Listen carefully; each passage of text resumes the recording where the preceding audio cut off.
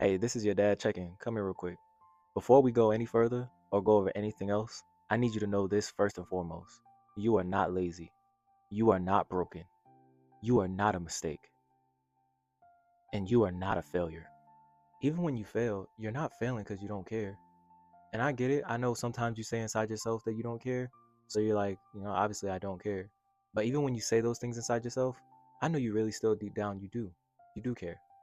The real reason you're failing is because nobody showed you or took the time to show you how to do that thing step by step.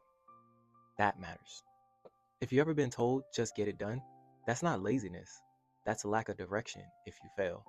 Because that's telling you the what, but not telling you the how. But today, we're changing that. I'm going to give you direction. A lot of us parents, we mean well, but the issue is that we're giving you commands and not direction. That doesn't work. See, the difference between commands and directions is the plan. A plan gives you a step-by-step guide. It allows you to transition into executing what we want in the best way possible. We say, clean your room, do your homework, figure it out, do the right thing. We say, stop being lazy. But what we don't say is, where to start? What should come next? What steps should you proceed with?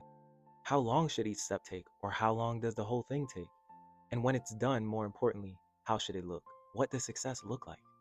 Sometimes we rush you, we yell, and to be honest, all of that anger and frustration is typically coming just from exterior stress. It's not even coming from the stress that you create or anything that you've done. It's something that it's internal for us, is maybe from our job or maybe something else, but that doesn't make it right. So I, on the behalf of all of us, want to apologize for not having more emotional intelligence with you and not being more patient with you and showing you the right way. So what happens is we yell, your brain gets no direction. If anything, it's scrambled now and you don't know where to go. You hear pressure, but you get no map. That's not motivation or information. That's confusion. And confusion makes people freeze. Now let's talk about what nobody else sees and really no one talks about, especially us parents with you. The pressure you put on yourself. I see it. I did it myself when I was a kid. But when we become a parent, it's really hard to think back on those days and understand, man, we're doing the same exact thing that we hated as a kid. Now we're doing it to you. You think things like, I should already know this. They already told me this 5 times. Maybe even just this week alone.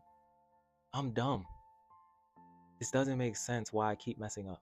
Everyone else can do this. Or my brother does it fine and I keep messing up. My sister's perfect and look at me screwing up again.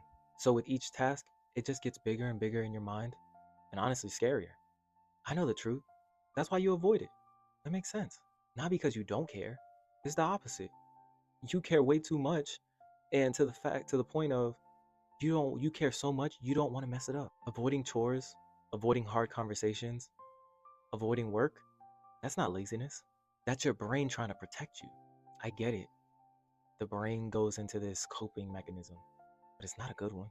Me and you both know, avoiding things, it might feel good in the moment, but later on, you know what that leads to. The stress comes back, you feel even worse now, and the worst of all, the problem's still there. So here's the truth you need to hear. Write this down if you need to. Avoidance doesn't make you weak. It means you don't have a system. And the strong people you see that you compare yourself to, it's not that they're better than you. But strong people, they don't rely on feelings or emotions. They rely on processes. Here's the rule. No task starts without it being broken into steps. Remember that. And not big steps, small ones. Example, clean your room is not a step. If you're cleaning your room, step 1 would be clean up the trash or pick up the trash. Put your clothes in the hamper, make your bed, put your shoes away. Done. When your brain sees steps, it relaxes. When it sees one big giant job, it panics. We need to dismantle fear because when you have processes, that's what that does. This is also how you handle multiple tasks without being overwhelmed. When we give you multiple chores or you have multiple assignments due for your homework, etc. So when you have that, instead of doing it all at once, do this. Write them all down. Pick one. Finish that one and then go to the next. Because your brain doesn't need more motivation, it needs clarity. This might be one of the most important steps. Make sure that you weave in to whatever steps you're taking healthy breaks. Healthy breaks recharge your brain. It also gives you dopamine. It allows you to understand, oh, work isn't bad, it's rewarding.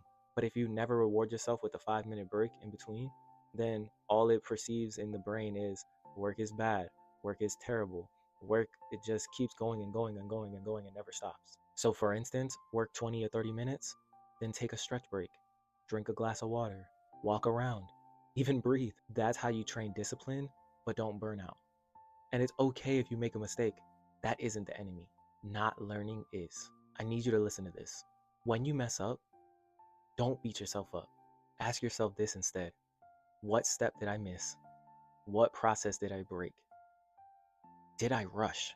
Owning your own mistakes isn't punishment, it's power, because it allows you to learn. Once you understand the root cause, that mistake, it loses its power over you, because now you know how to not make it again. Remember, mistakes don't mean that you're bad, they mean your system just needs adjusting. Proverbs 24:16. For a righteous man may fall 7 times, but he will get back up. So remember this, you're not lazy. You don't need shame. Failure is something that happens, not who you are. It's not your identity. You need direction, steps, someone to believe in you, and more importantly, grace. Give yourself that. And if no one's told you they believe in you today, Dad's got you.